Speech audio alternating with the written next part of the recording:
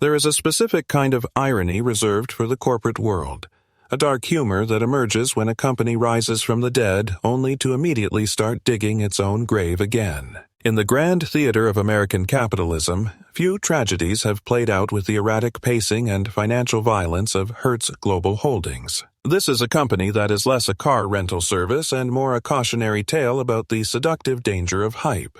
We are looking at a titan of industry that clawed its way out of a catastrophic bankruptcy in 2021, dusted itself off, and looked at the changing world with fresh eyes. They didn't just want to survive, they wanted to dominate.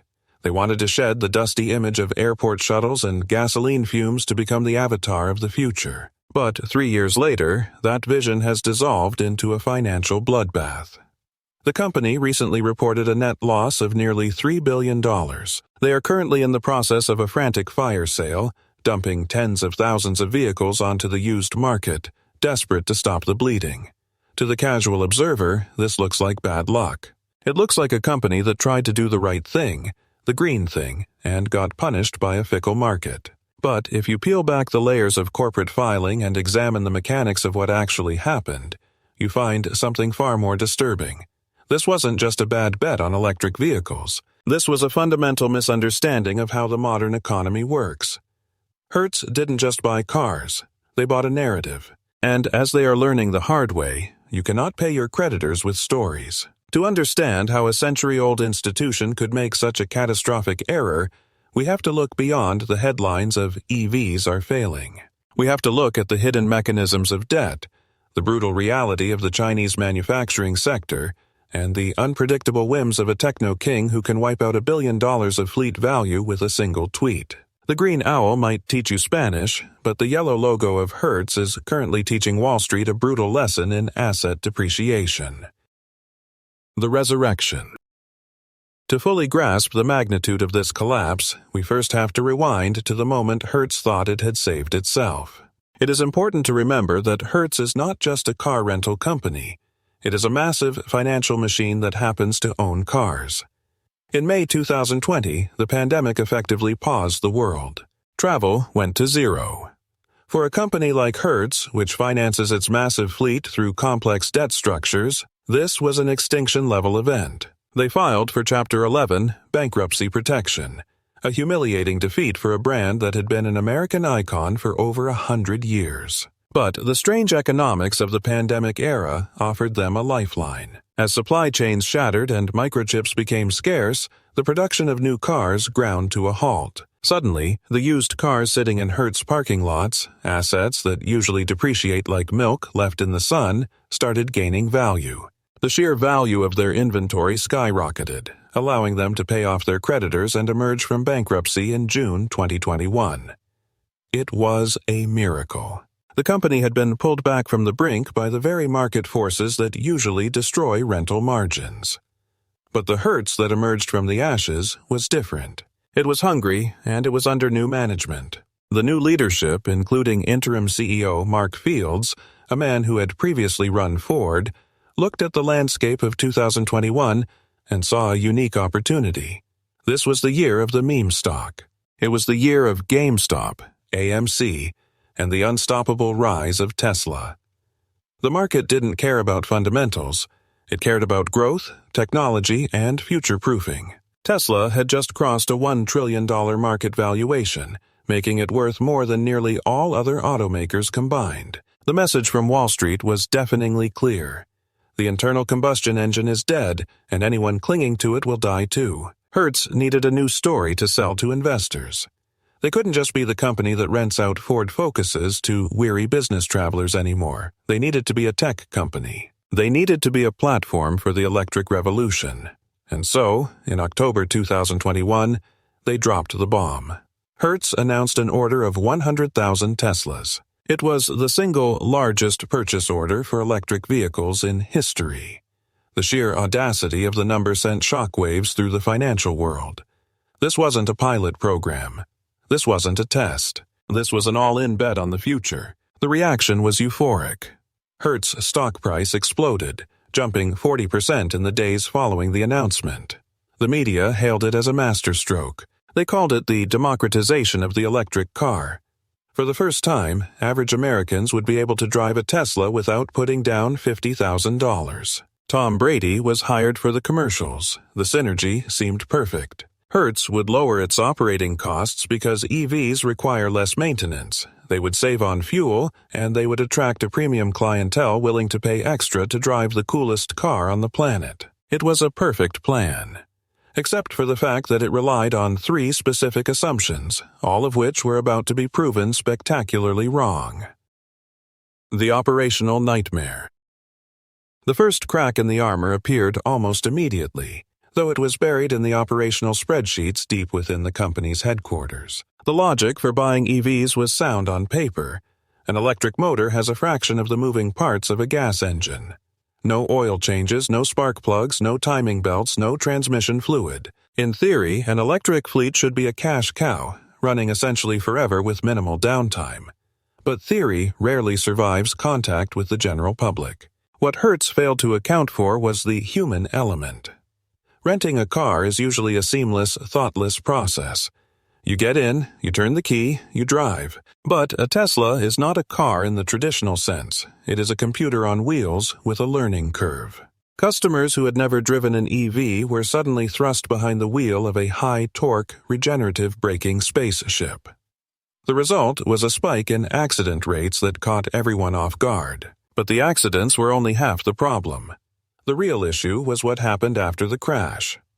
The repair ecosystem for internal combustion vehicles has been built up over a century. If you dent the fender of a Toyota Camry, there are 10,000 independent shops that can fix it with cheap, third-party parts in 48 hours. But Tesla has spent years building a closed ecosystem.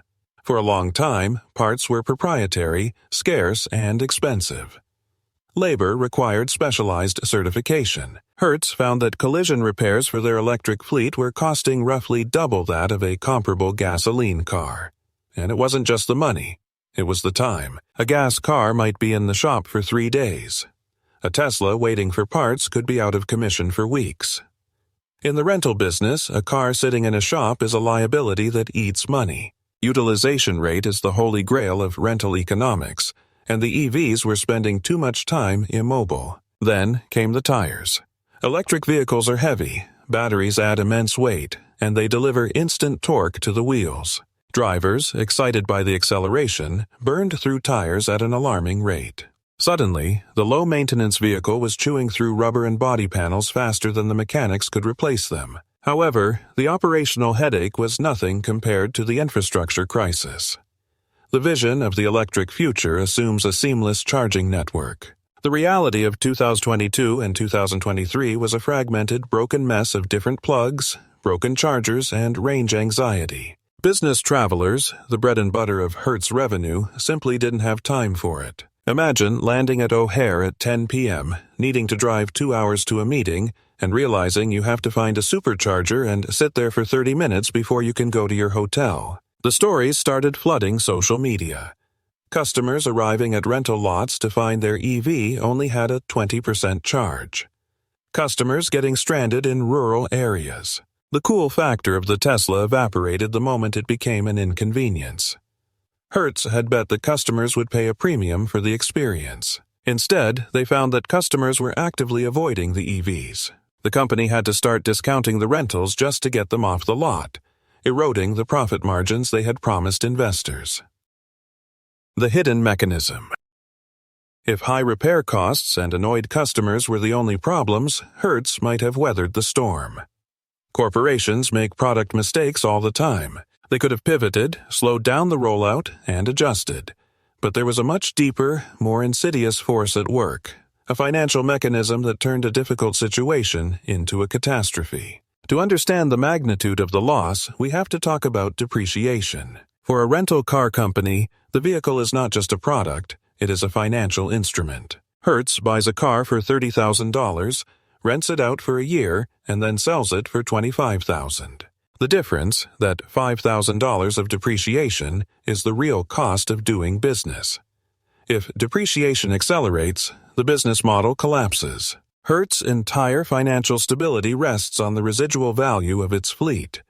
They borrow billions of dollars against the future value of these cars. If the value of the cars drops, the collateral for their loans evaporates. When Hertz bought those Teslas, they bought them at the absolute peak of the market. In late 2021 and early 2022, Teslas were selling for a premium. Supply was low, demand was high, and used Teslas were sometimes selling for more than new ones. Hertz paid top dollar, assuming that the residual value would remain strong. After all, Tesla was a luxury brand, an appreciating asset class, as Elon Musk once famously claimed. Then, the war started. It wasn't a war with guns, but a war of pricing power initiated in China. By 2023, the global electric vehicle market had shifted. Legacy automakers were flooding the market with their own EVs. But more importantly, Chinese manufacturers like BYD were producing high-quality electric cars at ruthlessly low prices. Tesla, facing stiff competition in Asia and Europe, made a strategic decision. They decided to prioritize market share over profit margins. Elon Musk began slashing the prices of new Teslas.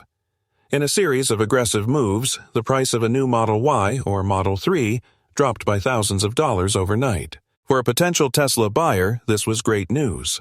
For Hertz, it was a nuclear winter. Here is the math that killed the strategy.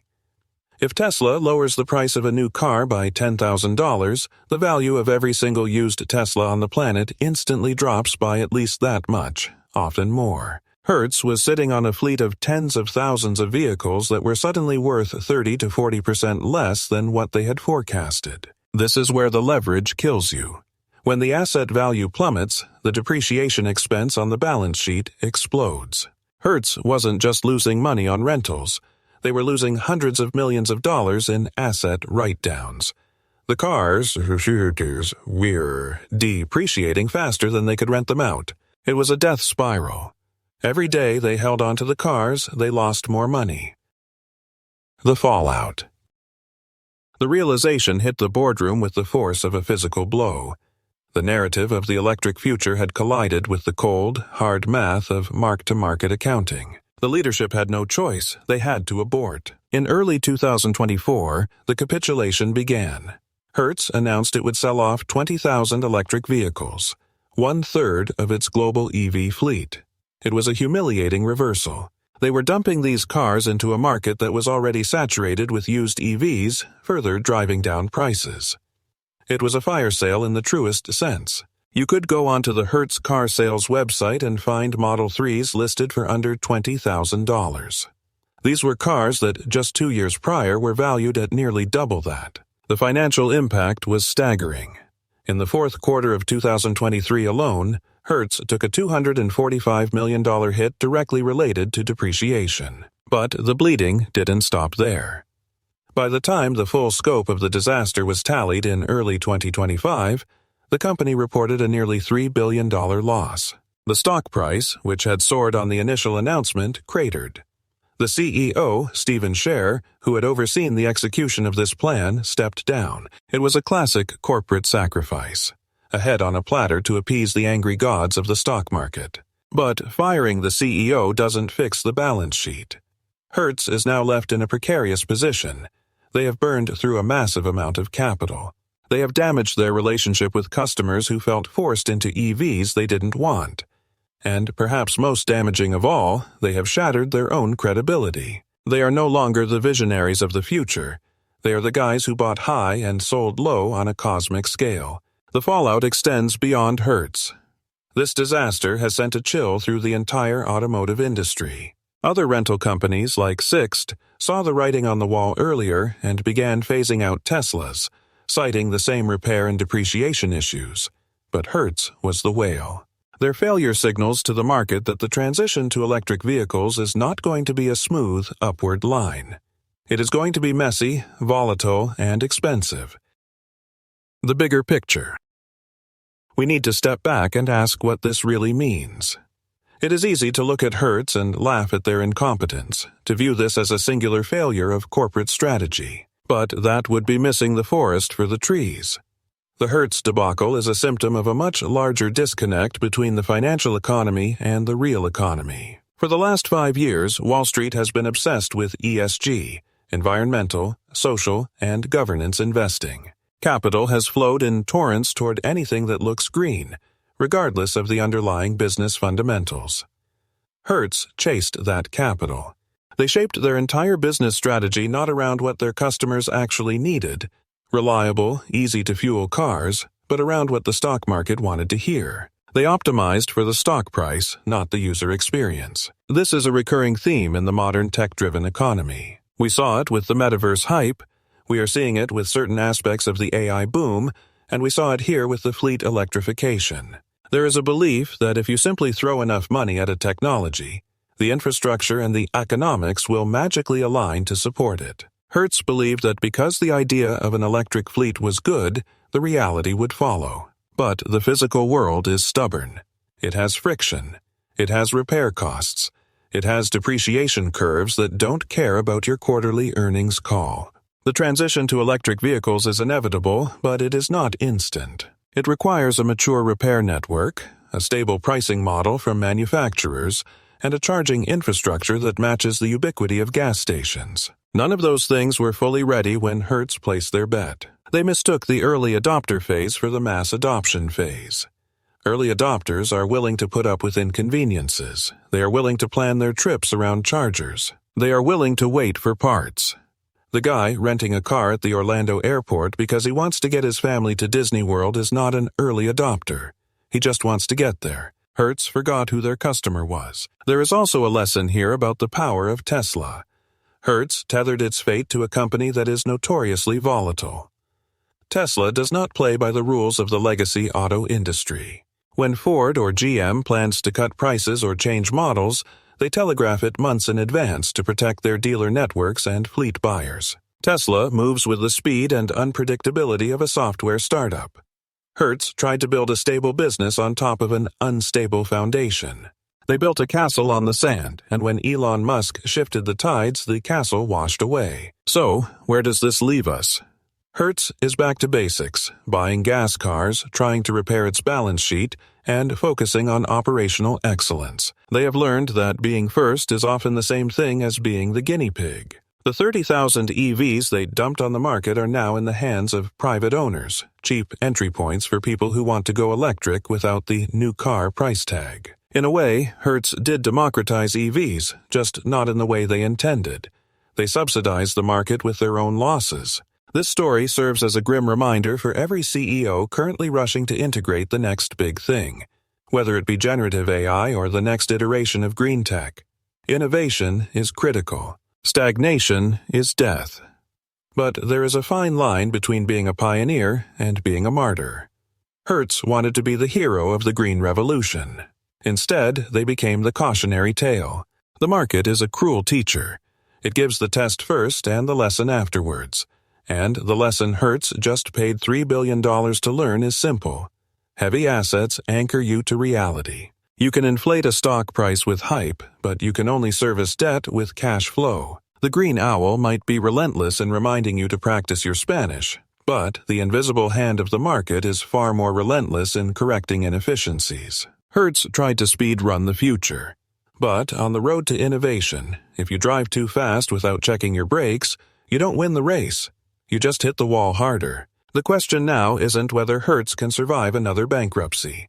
It's whether any legacy company can successfully navigate a technological transition without being torn apart by the very forces they try to harness. Drop your thoughts in the comments. Was this just bad timing, or is the rental model for EVs fundamentally broken? And more importantly, would you rent an EV for a road trip today?